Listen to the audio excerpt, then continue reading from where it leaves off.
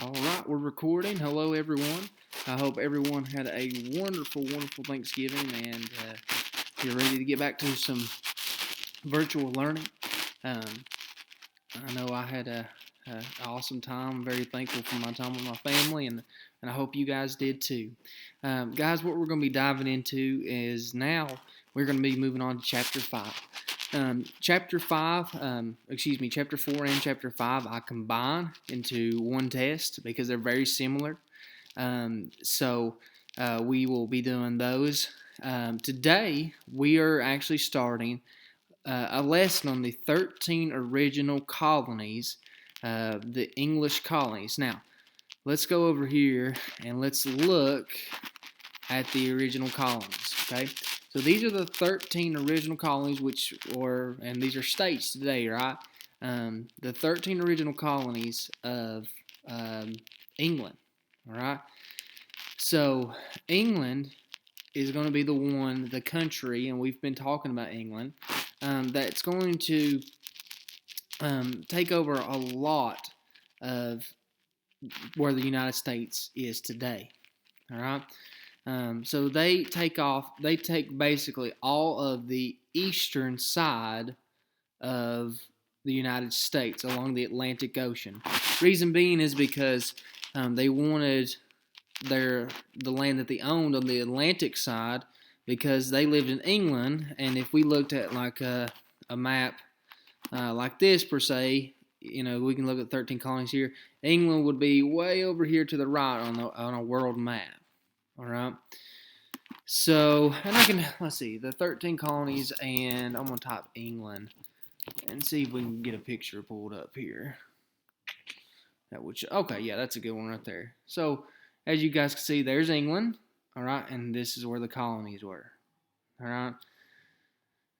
So, they wanted it like that, so that way they could, trade for trading and different things like that. They could just leave from here and go to this side. If they had colonies on the other side of America, it would be very hard for them to trade and different things like that, right? So let's go back to the 13 colonies. We'll look here again. We are going to be dividing the 13 colonies up into different sections. Today we're going to be looking at the New England colonies, which really is the northern colonies, which will be New Hampshire. Maine was not a colony, so we're going to be looking at New Hampshire, Massachusetts, Connecticut, and Rhode Island. All right. Here in a few days, we're going to be looking at the middle colonies as well, and that's going to be including New York, Pennsylvania, New Jersey, Delaware, and I do believe Maryland. And then you have the southern colonies, which is going to include Virginia, North Carolina, South Carolina, and Georgia. So we're going to be dividing the 13 colonies into three sections. Today, we're looking at the northern colonies, or what is also called the New England colonies, which is New Hampshire, Massachusetts, Rhode Island, Connecticut. All right. So today, we're really going to be looking at Massachusetts, Connecticut, and Rhode Island. And then tomorrow we'll be kind of diving into New Hampshire. All right. So let's take a look at New England. All right. So in 1628, a small group of settlers arrived in North America with a charter. And what a charter means is just like an official paper that gave people the rights to start a colony. With this charter, this small group of settlers came to build a village called Salem on a bay they called the Massachusetts Bay. All right. So, like the Pilgrims, they came for religious reasons. They didn't want to break away from the Church of England. They just wanted to make it more pure. The reason being, and that's why we call these people the Puritans that came to where we're going to be talking about Massachusetts, why they came to Massachusetts. They came there because they felt like the church in England was corrupt. Reason being is because they thought that, the king was doing things wrong, or the church itself was doing things wrong. So that's why they wanted to come and start their own church and make it right. So in 1630, this guy named John Winthrop, he led this a second group of Puritans to settle in the Massachusetts Bay Colony. And he wanted to make this colony completely pure, where it was church-led. The church led everything. And he actually said, "We shall be a city upon a hill. The eyes of all people are upon us." That's what they wanted. They wanted everyone to kind of just look at them and as like one of the best settlements. Now they named their settlement Boston after a town in England. Now that's important to know because Boston's a very, very important city that we have in the United States today, and a very important city that we'll be talking about. Let me go full screen on here. I forgot to do that. And remind me tomorrow. There we go. I know it's probably bothering some of y'all. All right. So let's keep going. Now, John Winthrop was the governor of the Massachusetts colony. And so since he was Puritan, and everyone there was Puritan, they didn't want any dissent. And that's a vocabulary word. That means disagreement. They didn't want anyone to disagree with them. So basically what happened is if you caused an issue or you didn't believe in the way that John Winthrop or some of the Puritan leaders didn't believe, then they kicked you out. You were gone. They made you leave Boston or Salem, and you weren't allowed back. One example of this was Roger Williams. Him and his followers believed that their church should be separate from the government. So they put church and their government together in the Massachusetts Bay, in the Massachusetts colony. Roger Williams thought you shouldn't do this. Now, for example, like, here in America today, if you don't have to be a Christian, or you don't have to be, a Buddhist. You don't have to believe in anything at all, right? You can believe in what you want here in America today. It wasn't like that in the Massachusetts Bay Colony. You had to be a Puritan. You had to believe the way they did, or they would expel you. So because of this, Roger Williams was expelled for his beliefs. So they voted and they expelled him, which meant he had to leave Massachusetts. Now this also happened with Anne Hutchinson. Anne Hutchinson, she questioned the teachings of some of the Puritan ministers. She thought some of their teachings were not right. And because of this, she spoke out. And they decided, once again, that she needed to be expelled. So she was expelled from the colony as well. Now, because of that, her and her family and several other family members left with Hutchinson, with Anne Hutchinson, and they left. And they later on met up with Roger Williams, who also had been extinct. And when they met, they created the colony of Rhode Island in 1647. So kind of funny how things worked there. So they left and created that. So that's how Rhode Island got started. Once again, guys, these are the colonies we are going to be looking at. Remember the New England colonies? I call them the Northern colonies because that's what they are, but they also are known as the New England. So we're going to be looking at New Hampshire, Massachusetts, and Maine was a part of Massachusetts. So if you lived in what is today Maine, that was also Massachusetts, Connecticut, and Rhode Island. All right. Now, most early Connecticut settlers, they came to Connecticut because there was a really, really good farmland there. Thomas Hooker, he left Massachusetts because he didn't like the way that the leaders there, the Puritan leaders, how they did things. So he gathered up some followers and they left. And they founded the settlement of Hartford in 1636, and they created some other settlements, and they created the colony of Connecticut. All right. Now, New Hampshire. All right. We're going to look at here. Other colonists were looking for economic opportunities, moved north of Massachusetts. In 1623, a Scottish settler named David Thomas set out with a group to establish a fishing settlement near the mouth of a river.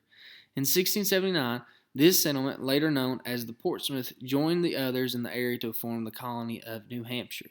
So, New Hampshire, as you guys can see, here's Portsmouth, and as you can see, it's right along the Atlantic Ocean.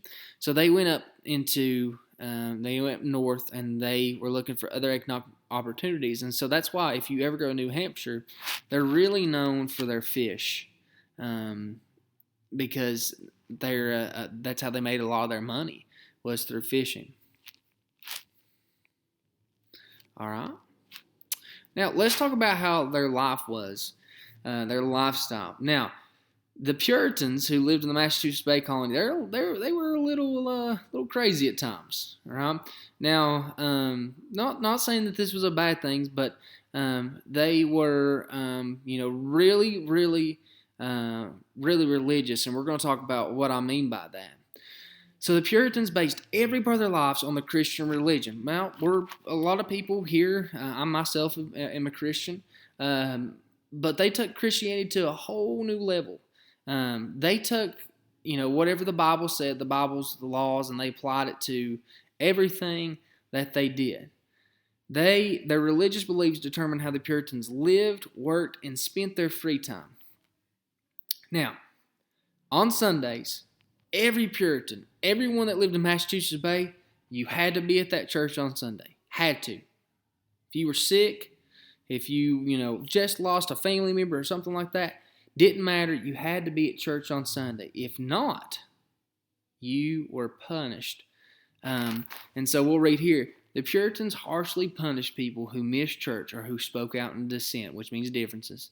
The unusual punishments for such behavior was several hours in the town stocks. In the stocks, a person's head, hands, and feet were locked uncomfortably in a wooden frame. Anyone who passed by could scold the person. And we see those in, in the old time movies that, look, the medieval movies. That's literally what they would put them in. So better make sure that, you go to church on Sundays if you lived in the Massachusetts Bay Colony. Now, we're going to look at how the Massachusetts Bay Colony, New England colonies, how they set up their towns. Now, one thing that you will notice is that about this is that they like to have this common area in the center, right? And a common area was like a park-like area, and the townspeople would get there and they would let their sheep, or sorry, not their sheep, but for grazing like cattle and sheep, and other livestock. And they would just build their houses along the common. Now, one big thing that we know that they would for sure have is the church, right? The church would be very close. It'd be kind of in towards the center of the town because everyone had to go there. Now, they did have town meetings from time to time, and these town meetings were examples for like if you needed to, expel somebody or make a new law or anything like that. But only the members of the church, the male members of the church, could vote on different things like that. And there was some public offices that they had, or jobs, for the community. And, they would vote on those public offices jobs. All right. Schools. And this is I want you guys to see how schools were different. Now, one thing that was very, very important, since they were so Christian in the Massachusetts Bay Colony, was that they had to learn how to read. So children at a very young age were taught how to read. You had to know how to read so that you could read the Bible. So what would happen is, as soon as the child was old enough, the parents would start to teach them how to read, but school was where they would go. So in 1647, Massachusetts passed a new law saying that every town with at least 50 families must have a school. And before they know it, they had schools in every town, and which was really good because, the students were able to read, and it was easier for them to grow up and know, what certain things they need to do, prepare them from jobs and different things like that. Now, the cool thing about this is, since school was so important to the Puritans in Massachusetts, they actually created even more school, like a higher school, known as a college, right? And a lot of us, when we For example, Mr. Clevenger, when he graduated from high school, he went on to college. Hopefully, a lot of you guys, if that's something that you want to do, you can go to college one day. And they founded Harvard College. Now, Harvard here in the United States, we still have that today, right? Harvard is one of the most prestigious schools you can go to, right? If you go to the Harvard, you're a very, very intelligent person. So they created Harvard University to actually train ministers. So it wasn't really a school to prepare you for any other careers, but just to be a minister. A minister was a highly looked upon person in the mid 1600s, right? In the first year, it only had 9 students. It would grow steadily through the 1600s and 1700s and to today as well. All right.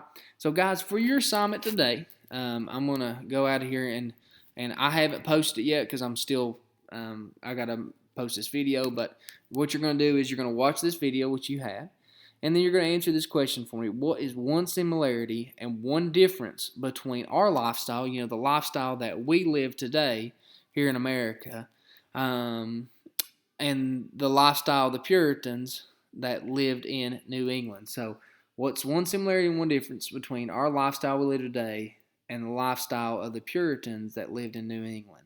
So, how are we alike and how are we different from them? All right, guys, we're going to finish up New England, the northern colonies, tomorrow. Hope you guys have a good rest of your day. See y'all.